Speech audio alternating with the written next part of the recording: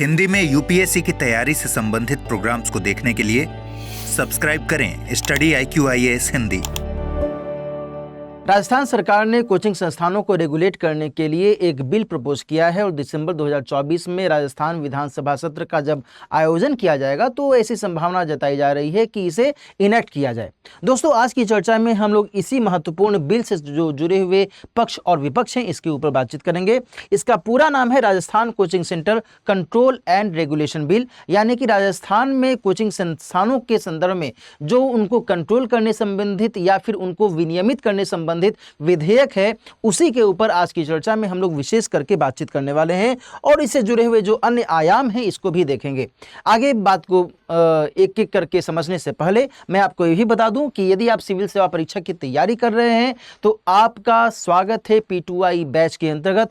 3 महत्वपूर्ण बैचेज अभी at time शुरू हो रहे हैं, जहां एक तरफ 2025 को टारगेट करता हुआ P2I फास्ट ट्रैक बैच 11 अक्टूबर से शुरू हो रहा है। वहीं दूसरी तरफ लॉन्ग टर्म के ख्याल से, यानी आप 2026 के लिए या फिर 2027 के लिए सिविल सेवा परीक्षा की तैयारी कर रहे हैं तो इसके मद्देनजर भी एक P2I प्रतिज्ञा प्लस बैच और एक लॉन्ग टर्म बैच की शुरुआत हो रही है। आप इसमें से किसी भी कोर्स को ज्वाइन करना चाहते हैं और आप ये चाहते हैं कि जीएस की अपनी तैयारी बहुत ही फुल प्रूफ तरीके से आगे बढ़ाएं तो आपका स्वागत है। इनमें से किसी भी बैच को आप ज्वाइन कर सकते हैं। दिलीप लाइव कोड का इस्तेमाल करते हुए दोस्तों ध्यान रखिएगा कि at present P2I fast track batch के लिए जो आपकी फी है वो है 20,000 रुपए। P2I प्रतिज्ञा प्लस 2026 के लिए जो फी है वो है 30,000 रुपीज और 2027 के लिए जो P2I लॉन्ग टर्म बैच है इसमें यदि आप एडमिशन लेना चाहते हैं तो ये फी है 35,000 रुपीज। तो इस तरीके से इनमें से किसी भी कोर्स में जो भी आपको लगता है कि हम इस कोर्स को ज्वाइन करके अपनी तैयारी बेहतर तरीके से आगे बढ़ाएं तो आप इसमें से किसी भी कोर्स को ज्वाइन कर सकते हैं। ध्यान रखिएगा कि जो P2I 2026 और 2027 का बैच है इसमें बहुत ही बेसिक लेवल से एडवांस लेवल तक आपको हर एक विषय को बहुत ही सिलसिलेवार तरीके से विस्तार से पढ़ाया जाता है, जिसके जरिए आप अपने विषय के प्रति समझ और बेहतर कर सकते हैं। तो इस लिहाज से ये बैचेस निश्चित तौर पर आपके लिए लाभदायक हो सकते हैं। आइए हम लोग आगे बातचीत करते हैं, इस विधेयक की बात करते हैं जो राजस्थान कोचिंग सेंटर से संबंधित है। देखो, यहाँ पर जो विधेयक है उस विधेयक को जो मैंने आपको बताया कि Rajasthan coaching centre control and regulation bill, तो इसमें एज सच किसी खास स्ट्रीम से जुड़े हुए कोचिंग संस्थान के बारे में चर्चा नहीं की गई है। स्ट्रीम का मतलब यह हुआ कि ऐसा नहीं है कि केवल किसी इंजीनियरिंग इंस्टीट्यूट को लेकर के या फिर किसी मेडिकल इंस्टीट्यूट को लेकर के या फिर किसी अन्य कॉम्पिटिटिव एग्जामिनेशन से संबंधित कोचिंग संस्थान को लेकर के राजस्थान सरकार ने टारगेट किया है।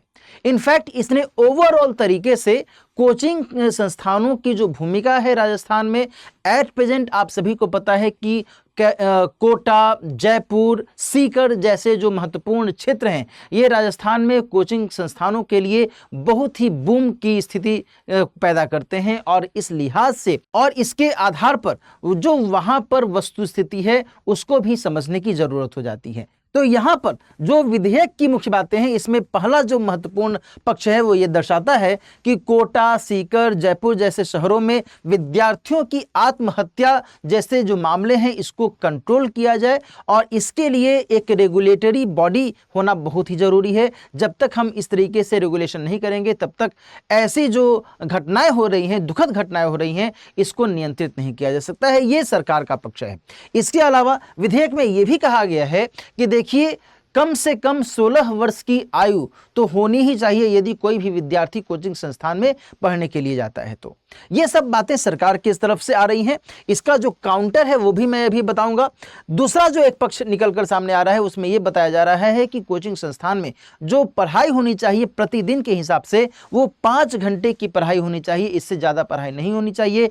छुट्टी के दिन एज सच कोई भी टेस्ट नहीं होना चाहिए। सप्ताह में 1 दिन छुट्टी का दिन घोषित होना चाहिए। ये सारी बातें इस बिल के अंतर्गत कही गई हैं। इसके अलावा स्कूल टाइम में कोचिंग की क्लास नहीं हो, ऐसा ना हो कि जिस समय मान लीजिए कि 8 बजे से लेकर के 2 बजे तक या फिर 10 बजे से लेकर के 4 बजे तक यदि स्कूल टाइम रहता है तो उसके बाद की जो अवधि रहेगी, यानी कि शाम के समय में आप जनरली कोचिंग क्लास कर सकते हैं। क्योंकि ऑब्वियस सी बात है ना कि भाई जब हम स्कूल टाइमिंग की बात करें तो इन जनरल यदि हम देखें तो स्कूल टाइमिंग मॉर्निंग में होता है, या फिर जो डे टाइम होती है वो लगभग 10 बजे से लेकर के या फिर 11 बजे से लेकर के 3-4 बजे तक का रहता है। तो ऐसे में कोचिंग संस्थानों को अपने टाइम को चेंज करना पड़ेगा। ये सारी बातें राजस्थान सरकार के द्वारा की गई हैं। इसके अलावा एक बात और कही गई है कि आप एज सच कोई भी भ्रामक विज्ञापन नहीं देंगे जिसके कारण जो विद्यार्थी हैं या फिर अभिभावक हैं वो मिसगाइड हों, और आपको जो भी विज्ञापन देना है वो बहुत ही क्लियर तरीके से, बहुत ही स्पष्ट तरीके से देना है और उसमें सच्चाई होनी चाहिए। इसके अलावा माध्यमिक विद्यालय के बाद ही नामांकन करने की बात कही गई है कोचिंग संस्थानों में। ये एक बहुत ही महत्वपूर्ण कंडीशन रखा गया है। इसके अलावा परीक्षा की प्रकृति के बारे में आप विद्यार्थियों को बताएं और साथ ही अभिभावकों को भी बताएं, ताकि वो इन सभी को मद्देनजर रखते हुए अपने करियर का विकल्प चुनें। ऐसा न हो कि वो परीक्षा की तैयारी करने के लिहाज से आपके कोचिंग में आ तो जाएं, लेकिन वो उसमें अपने आप को ट्रैप्ड मानने लगे। ऐसा नहीं होना चाहिए, बल्कि आप पहले ही बताइए, समझाइए उनको कि देखिए इस परीक्षा की प्रकृति ऐसी होती है। जैसे कि यदि मैं एग्जाम्पल के तौर पर बताऊं तो हम लोग आपसे हमेशा बताते रहते हैं, डिस्कशन करते रहते हैं कि भाई देखो यूपीएससी की जो परीक्षा है वो अपने आप में एक बहुत ही महत्वपूर्ण है। इसके लिए आपको सतत प्रयास करने की आवश्यकता होती है। ऐसा नहीं है कि आपने आज परीक्षा की तैयारी शुरू की और कल आपको रिजल्ट मिल गया, है ना। ये क्वाइट इम्पॉसिबल जैसी बातें होती हैं। बहुत ही रेस्ट केस में किसी खास कैंडिडेट के लिए होता है कि चलो अभी हमने परीक्षा की तैयारी शुरू की और अगले ही वर्ष हमें सिलेक्शन मिल गया। लेकिन जब हम परीक्षा की प्रकृति को ही नहीं समझेंगे तो फिर एक मिसगाइड जैसी स्थिति पनपने लगती है। तो इसका ध्यान रखने की आवश्यकता बताई जा रही है।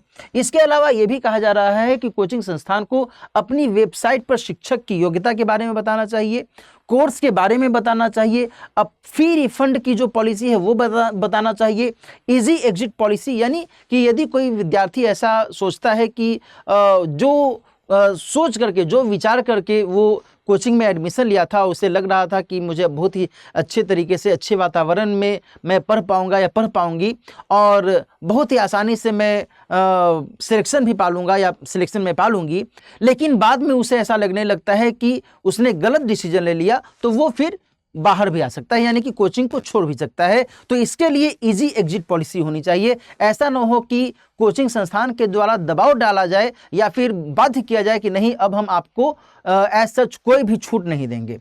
तो ये जो एक महत्वपूर्ण कंडीशन है ये लगाया जा रहा है। कुल नामांकित विद्यार्थी की जानकारी भी आपको देनी चाहिए। आपके कोचिंग में किसी भी कोर्स के कॉन्टेक्स्ट में कितने बच्चे उसमें नामांकन लिए हैं, इसके बारे में भी आपको बताना चाहिए। तो ये जो तमाम महत्वपूर्ण कंडीशंस हैं इस बिल के अंतर्गत शामिल किए गए हैं। दोस्तों, इसी के संदर्भ में जो संबंधित पक्ष हैं उसकी बात यदि हम करें तो जो राजस्थान सरकार के द्वारा बातें की गई हैं वो तो अपने अपनी जगह पर ठीक है। इसमें कोई दो राय नहीं कि राजस्थान में जिस तरीके से कोटा जैसे महत्वपूर्ण शहरों में इंजीनियरिंग की तैयारी करने वाले या फिर मेडिकल की तैयारी करने वाले विद्यार्थियों की तादाद बहुत ज़्यादा रही है, और वहाँ पर जब सफलता न पाने की स्थिति में जो एक आत्महत्या जैसी स्थिति सामने आने लगी, जो कि दुखद घटना को दर्शाती है, इससे कैसे पार पाया जाए, इससे कैसे निकला जाए। तो ऐसे संदर्भ में जो सरकार के द्वारा अपना स्टेप लिया गया है वो कहीं ना कहीं एक सकारात्मक जो उद्देश्य है उसको इंडिकेट करता है। लेकिन यहाँ पर जो एक दूसरा पक्ष है वो भी ध्यान में रखने की आवश्यकता है कि आज के समय की यदि हम बात करें दोस्तों, तो प्रतिस्पर्धी परीक्षाओं की जो तादाद है वो जहाँ बढ़ रही है, वहीं सीटों की संख्या कम हो रही है, जो विद्यार्थियों की संख्या है वो और ज़्यादा हो रही है, जो विद्यार्थियों की आकांक्षाएं हैं वो और अधिक हो रही हैं, और ऐसे में जो एक टसल है, जो एक तनाव है वह बढ़ता हुआ दिखता है।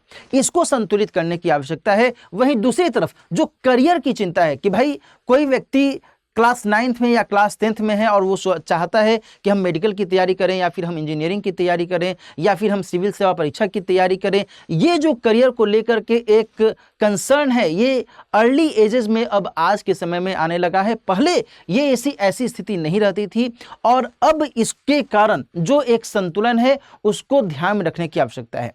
इसके अलावा देश के अलग अलग हिस्सों में कोचिंग संस्थानों की जो भूमिका है उसके मद्देनजर भी राजस्थान सरकार को ध्यान रखना पड़ेगा। जाएगा कि ठीक है, आप अपने यहाँ पर तो ये रेगुलेशन ले आएंगे, लेकिन क्या बाकी जो देश के अलग अलग हिस्से हैं वहां पर क्या ऐसी स्थिति है? वहां पर तो ऐसी स्थिति नहीं है। तो ऐसे में जो राजस्थान के महत्वपूर्ण कोचिंग संचालक हैं, उनका तर्क ये है कि ऐसे में जो उनके साथ में उनके यहाँ पर जो बच्चों की संख्या आती है, बच्चे आते हैं, एडमिशन लेते हैं और पढ़ते हैं, उसमें बहुत बड़े लेवल पर ड्रॉप हो सकता है, उसमें गिरावट आ सकती है, जो कि उनके लिए ठीक नहीं है।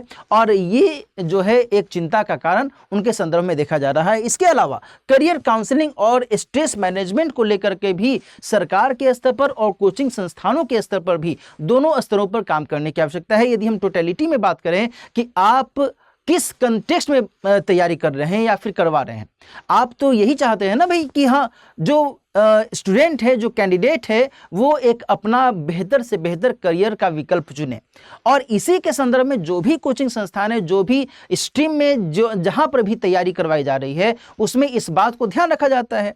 चाहे वो सिविल सेवा परीक्षा की तैयारी हो, चाहे वो इंजीनियरिंग हो, चाहे वो बैंक पीओ हो, चाहे वो एसएससी हो, चाहे और भी कोई स्ट्रीम हो, इसमें जो कोचिंग संस्थानों की भूमिका होती है वो यही होती है कि जो भी कैंडिडेट उनसे जुड़ते हैं उनको इस तरीके से गाइड किया जाए, इस हिसाब से गाइड किया जाए ताकि वो अपनी सफलता सुनिश्चित कर सके।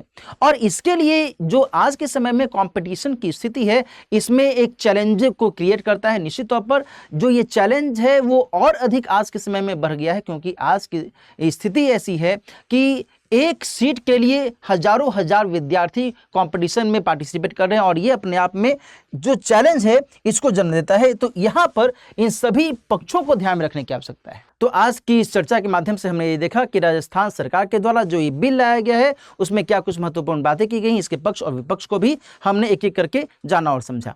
आज हम लोग इस टॉपिक को यहीं पर विराम देते हैं। आगे इससे जुड़ी हुई अन्य जो गतिविधि होगी उस पर फिर से हम लोग बातचीत करेंगे। यहाँ पर मैं आपको फिर से बता दूं कि यदि आप सिविल सेवा परीक्षा की तैयारी कर रहे हैं तो आपका स्वागत है इनमें से किसी भी बैच में। बहुत ही विस्तार से, बहुत ही बेहतर तरीके से आप जीएस की अपनी तैयारी इसके माध्यम से कर सकते हैं। साथ ही यदि आप मुझसे जुड़ना चाहते हैं या फिर आप अपने एडमिशन को लेकर के कोई सवाल पूछना चाहते हैं तो आप मुझे इस मेल आईडी के माध्यम से अपना सवाल पूछ सकते हैं, dilip.kumar@studiiq.com।